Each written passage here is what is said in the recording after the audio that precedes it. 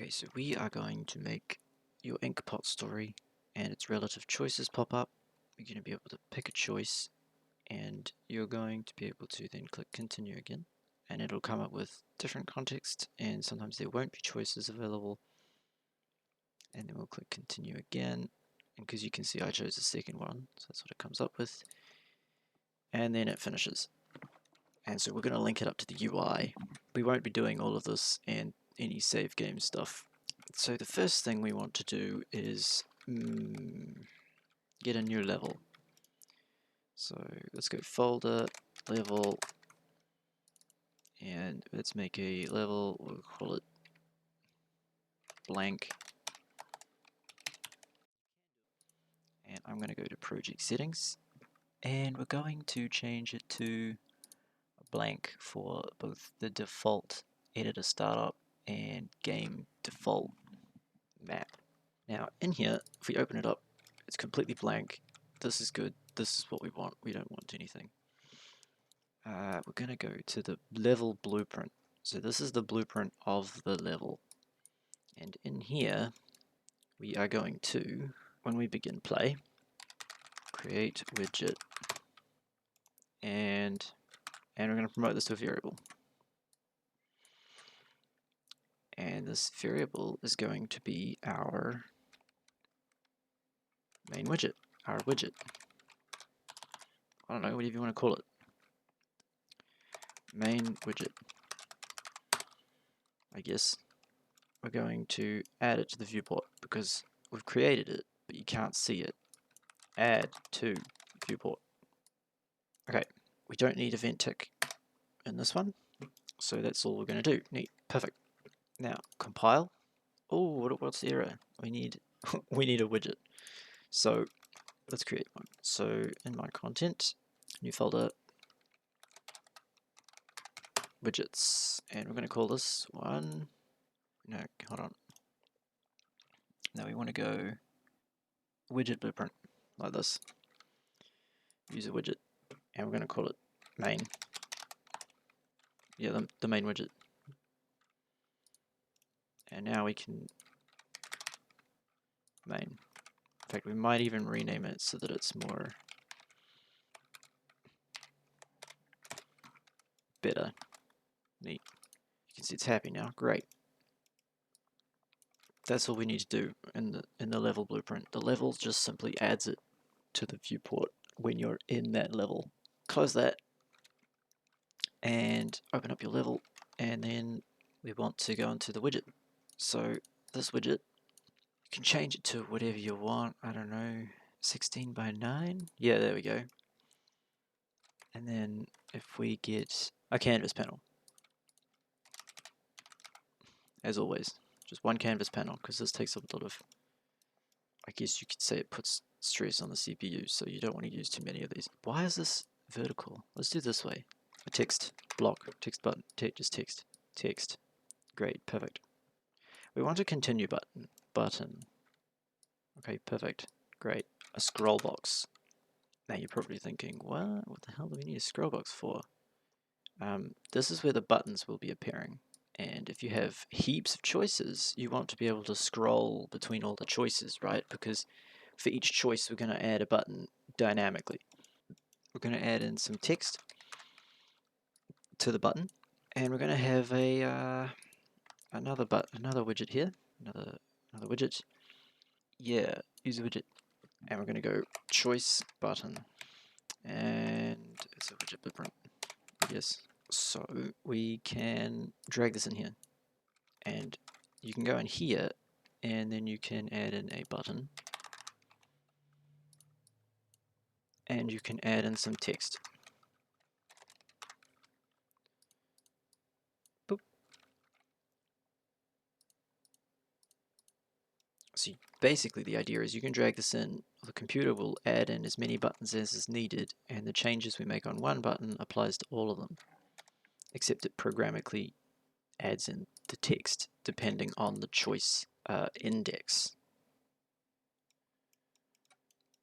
if that makes sense. So let's organize this a bit.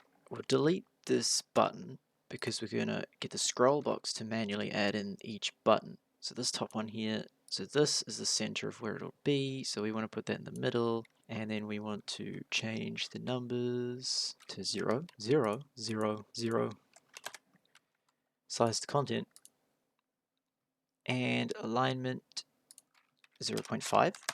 Yeah, and yeah, that's perfect. Right at the top of the screen. Excellent. Maybe even might bring it down a bit. Hold Control to move the settings with it, which is what you want to do. So you want to move it down a bit to there. I reckon that might look alright. Size, font size, considerable size. Maybe they might be too big. 60. Yeah. And now this text block, maybe 40. Yeah, so we'll move this. Hold Control to move it with it, and we'll just put the continue button around about smack in the center right there, I reckon. And you can also hold Control like this to resize it, and that would be the same size on the screen. So let me show you what this looks like so far. If I resize the screen, if I resize, what? Let me try that again. If I resize the screen, it'll do that.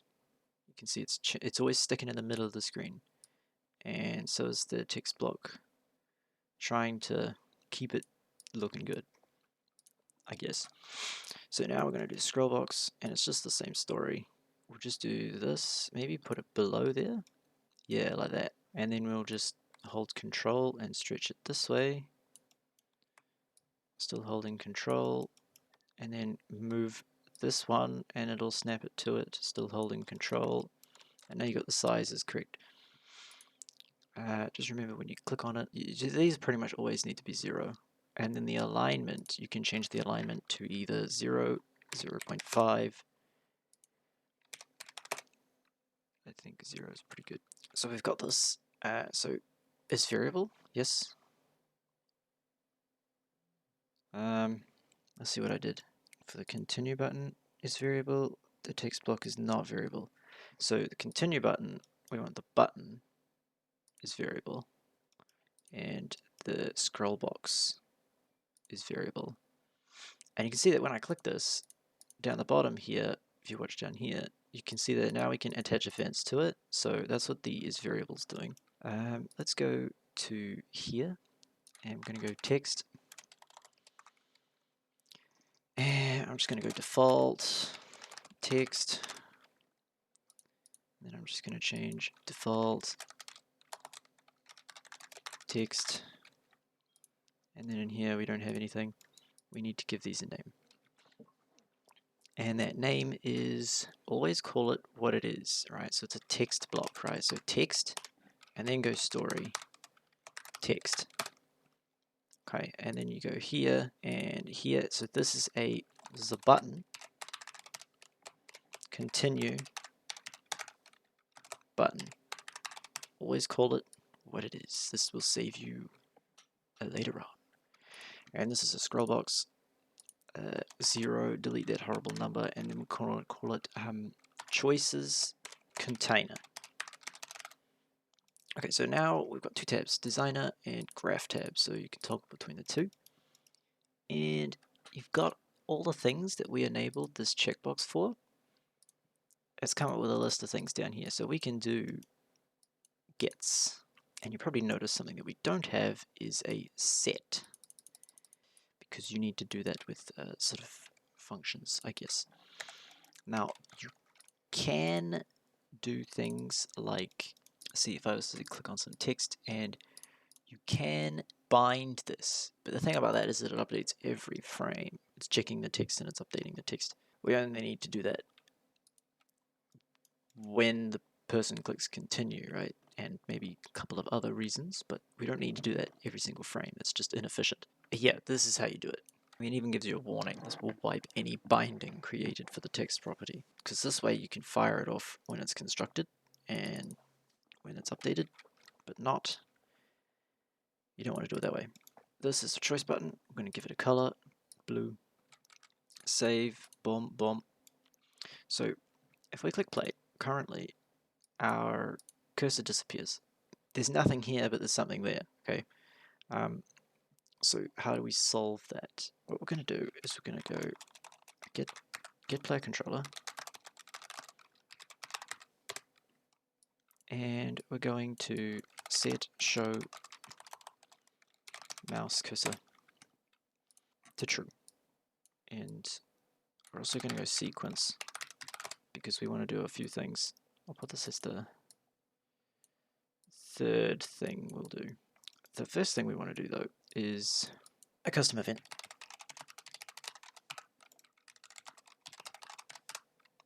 And we're going to get a couple of these.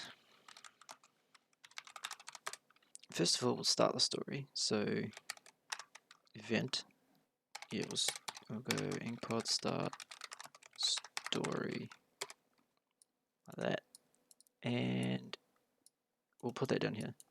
And we want to go like that. So that's the first thing we want to do. And then the second thing we want to do is going to be binding events. Because this is going to like set it up so that when you use nodes like on continue, for example, it will fire off an event related to on continue, so progressing the story and whatnot. We want to add in here event inkpot bind. Perfect. And comment this. We're going to call it on creation. You could call it on construct. We're going to start the story first. So Inkpot, where's the ink? The subsystem. There we go. And we want to start story. Begin story. And you want to select your story asset, which you would have imported previously here. Where, you know, my content stories. And you've imported your ink file that you've written with ink script editor, as I'm sure you already know about. But you want to save that file into your content browser. So select it and save and compile. Promote this to a variable. And this variable is going to call story. And this variable is very important because we will use it whenever we make a choice. We will use it whenever we need to get some information. We will use it a lot. So that starts the story. Great. Done. Easy. Currently visually it doesn't do anything, but it does start the story. Inkpot bind. So here we want to bind all of our events. So bind. So remember to tick and untick this content sensitive to be able to find stuff easier if you need to. Yeah, so we got story, assign on choose path, assign on continue, on make choice. So on continue is a good one, and Inkpot assign on make choice. That's another one. We'll probably give them some space actually. Inkpot assign on story load. This is if you want save data. I don't think we'll do that this time. On story begin. I might even put that at the start because it makes sense like that. What we want to do is we want to go on story end. I haven't actually quite figured out how this end one works yet. So, yeah, that's what we've got so far for the bindings. I think we'll just go through and name them respectively. Bound event on story begin and bound event on continue, on make choice, on story end. So this is code that you can put here, or you know, whatever you want to happen at certain things in the story. Oh, we need a target. So let's take this, and let's also take this, because I know that that is required for some things, but not others. So that's when you would get the story asset and put it in there. We'll make choice. We need the story because you don't want to make the choice on the story. And then on story end. Okay, so that means it's the other one. Easy peasy, lemon squeezy. This, if we click play, and let's set up the text so that it changes to whatever the story text is. Set text, not a tooltip text, we want to set the text. And we want to get our story, get story, and we want to get current text. And we want to just plug that in here and it will convert it automatically, which is good. Set current text. So this, we can go right click and collapse the function. And we're going to call this set choice text. And when we begin the story, we want to set the choice text. We also want to, on continue, set the choice text. In fact, let's go into it and let's expand this a bit. So let's go branch, add in a input, a string, set text, and we're going to check is empty. And the default for this, once we compile, default value, we're going to leave it empty. Okay, so if it is empty, then we should set the text to whatever it is in the story, right? But if it is not empty, then we're going to set the text to whatever we specified.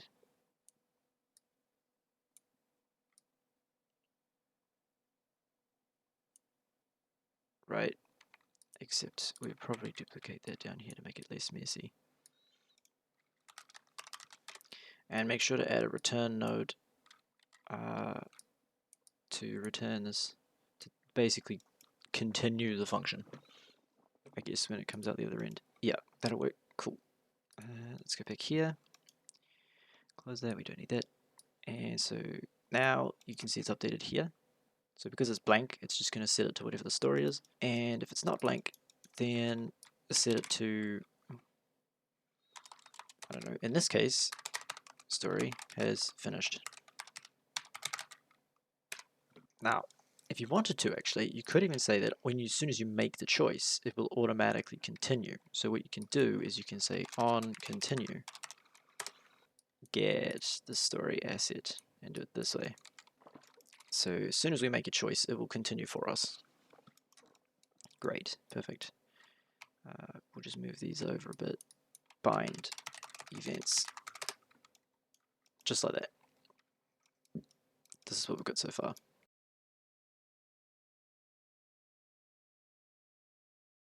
When exactly are these fired off? This fires this off, and for the on continue, or continue as it's called, this, it will fire this off. Choose choice, that's what it's called. So choose choice will fire this one off. Okay, click play, and you can see if it still says default text. So we started the story, and what's happening? Nothing. And that's because we're kind of on line 0, I guess, if that makes sense. On the creation, you might want to, or actually when we start the story, as soon as you start the story, you just want to do just to continue. And this obviously needs a story object reference, which we can just plug in from here. And we might even go up here and just manually call this. Let's just see if that works. Yes, so that works. So it's just a little bit of finicky. When we start the story for the first time, we need to at least continue and then set the choice text. Actually, do we even need that? Like if I just do this, does it work? No, it doesn't. You need to continue from the 0th line, I suppose, from nothing on it, to the first line, which will give you your first line of text. And then you actually need to update the text manually because we haven't bound the events yet. So this continue isn't going to fire for the first time. And then we go to bind all the events so that it can, I guess, be handled automatically after that. Now we want to go to the continue button, right? So let's go back to the designer. Cursor, could make this a hand. Is that the one I want? Yeah, perfect. See? Changes the little cursor. so you customize it if you want, to on-clicked, on-pressed, unreleased, unhovered, unhovered. So on-clicked plus, and it's going to bring you back over to the graph tab, except now we have on-clicked the continue button. Well, I wonder what we'll put here. As usual, we need the story again. Let's go back to the designer here, and let's have a look at this. I'm going to change the color again. Enabled? Is it enabled? Yes, and it is enabled. So if I disable this, it's grayed out. You can't click on it, right? If we want to, I guess we'll bind this. You could manually manage it, but I'm just going to bind this. Create a binding. Get story. Can continue. That works great, perfectly. Easy peasy. So now if we click play, you can see that it's grayed out if we cannot continue, because in this case, if we actually go to the file, you can see that we have a line of text, but now we have choices. And because there are choices, we have to make one of these choices before we can continue. Now, what about this continue button? Should we change something like this? We could also set the text of it. So we'll go button, continue, button, text. Click on this text, and in this text we're going to click bind, and we're going to create another binding. And here we're going to have a branch, and we're going to have our Inkpot story. And if we can get the text, so can continue, and if we can continue, then we're going to set this promote to variable. I think we'll do sequence. So firstly, we'll do this, and then we set it after we've done everything else. Just move them. So if we can continue, set, can continue, can't continue, we'll set it to continue, and we'll set it to can't continue. Delete that, and then we got these. We just deleted the variable, and we're just going to go promote to local variable so that it's only in the function. Then we can change the name of this to continue text, and then we can get set like this, save, compile. So that's perfect. So boom, can't continue. Great, it's working. Now let's go back to the designer and into the scroll box. What we want is to get it. Let's just go comment, right? For each choice, we will create button in the scroll box as a child. So for each choice, we're going to create a button in the scroll box as a child for each choice. So let's start with the story again. Get current choices, and for each loop, yes, for each loop, we have each choice, and we also have the array index. I would get the index using Inkpot, like it gets the index of the choice from the array element that the actual choice is. Probably the same thing, but I don't know, in my head that just seems more reliable. So we're getting the current choices, and we're getting the index. Add a child. Add child. Cool, we can add child. Yeah, so this is the target, and the content needs to be the button that we make, right? Because if we put the choice button in here, it's not going to work. But we can go create widget, and this is going to create a new widget, except we can take this and put this into the content as the child, and then this class, we just need to select the class, which is the choice button. It won't work if you drag and drop, but you just choice button, and then that'll work, and plug that into the loop body.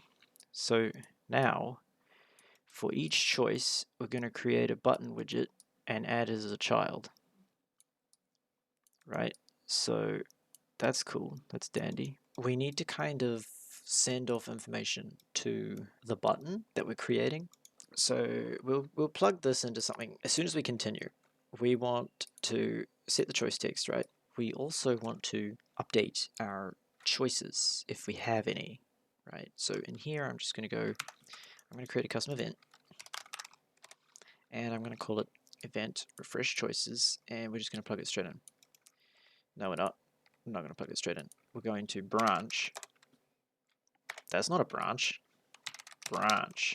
We're going to basically check if the story has choices. If there are choices, then we do this. If there's no choices, then we're going to clear children. For the scroll box choices container, I'm going to clear children. There are no choices. That's what we need to do for the no choices. I'm just going to go clear children here. And I think in here we'll go check if there are choices. We'll go refresh. Because that's what we're doing, right? So we also want to clear the children up here for the scroll box container as well. So I'm just going to select and I'm going to move it that way.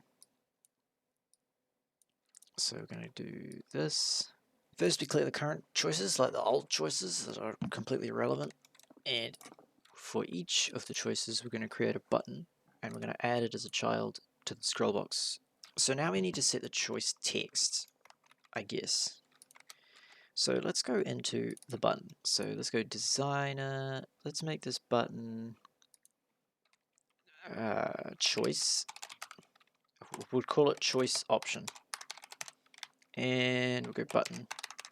And as it is a variable, yes. Save, compile. And if you actually click on this and you go desired, it's going to show you the respective size that the button's going to be. Or try to be, I suppose. Let's go graph.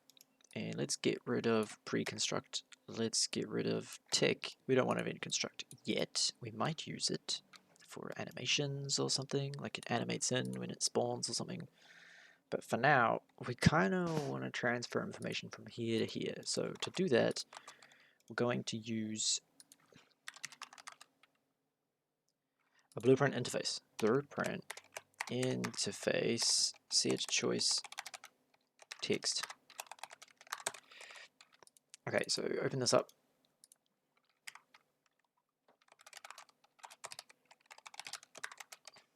Set choice text, inputs.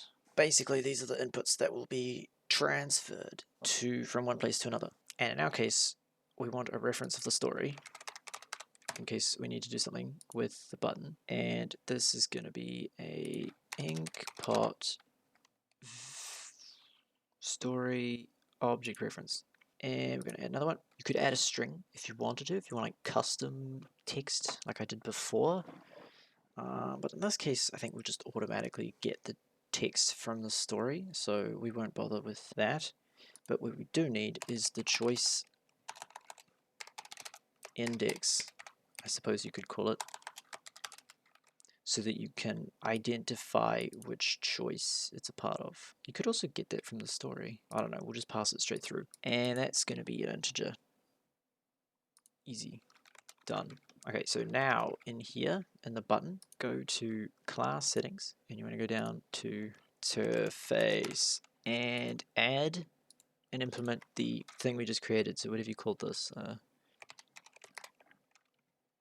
this one. And so you see it's come up here. If you double click on this, when we call this event from another blueprint, whatever we pass into it will be passed out of here.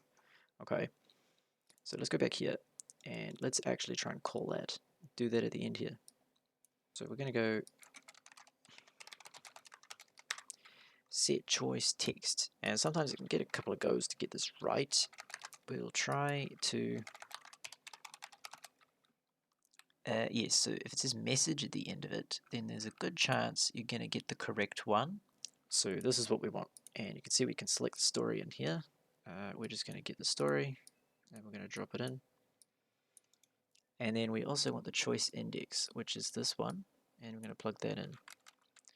So what do we need? A target object reference. Yes, this, not this, this. Save. Now it seems happy. So what this is going to do is it's going to send off a message to this one to tell it to go.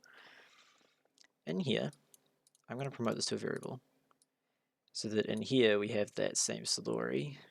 Promote this to a variable, and we're just going to set both of these. Two things.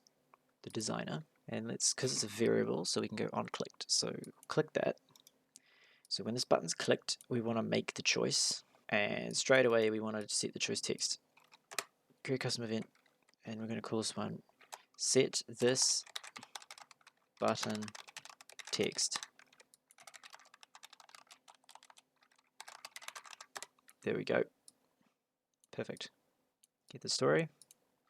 Get current choices. Now you probably don't need to do a check to see if there are any choices, because the fact that this is spawning, we've already done that check. Get a copy. Get the choice that this is. Here we just want to go get choice index get string. So let's create a new variable and we'll just make it a string choice text, and we just want to set that very simply. We're just setting a variable here, we're not actually setting the text. So to set the text we need to create a binding somewhere, and that would be in the actual text block itself. And we want to create a binding because we can't set it to a string. So get choice text and then just plug it in there and it's just going to convert it. Easy peasy. So now if we click play, we're not going to see anything happen, because why would it happen? Let's go back to the main and figure out why it's not happening.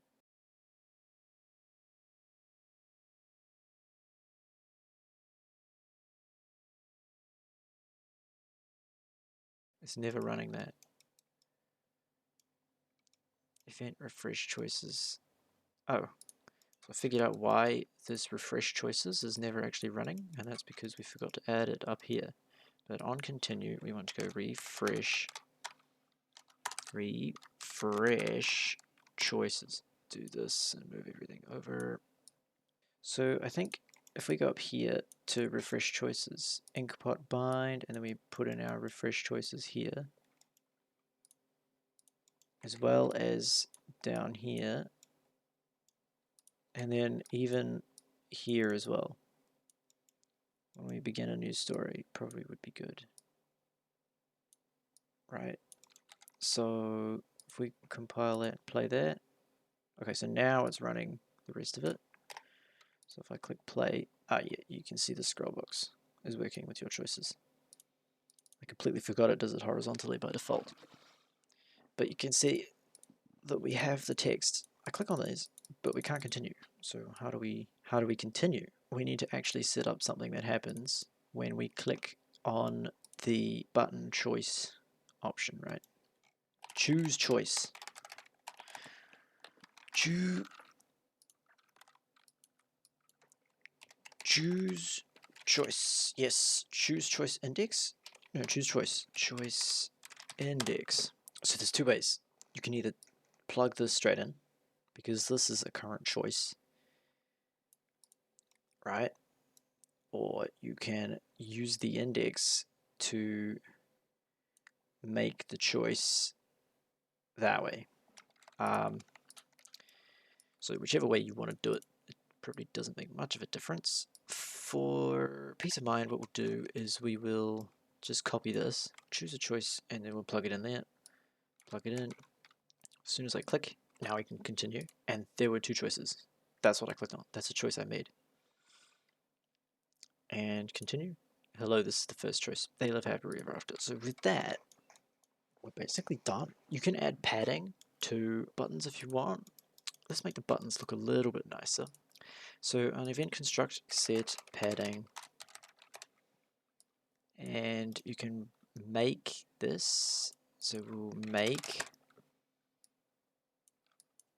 probably break, disconnect, and then go this way. And we'll just, for each of these, add 30 units. We'll just do that. Go promote to variable, and we'll go units, and then we'll just compile, set the default. Got an error, hold on, and we'll set the default for this. Default value is 30, yeah, so we'll set the default to 30, and then plug it in, plug it in, plug it in, plug it in. So did I just promote this to a variable? And then just, okay, so now if we click play, we have, ooh, that is quite a lot of but that's alright. And let's go to the scroll box, actually. Horizontal. Scroll. Orientation. Horizontal. No, we're going to go to the button. We're going to click on the button. And we're just going to go cursor. And we're just going to change this to hand. Yeah. And now when we click play, it comes up with a little click hand. Epic. So yeah, so if you like this tutorial, give it a like. Maybe subscribe.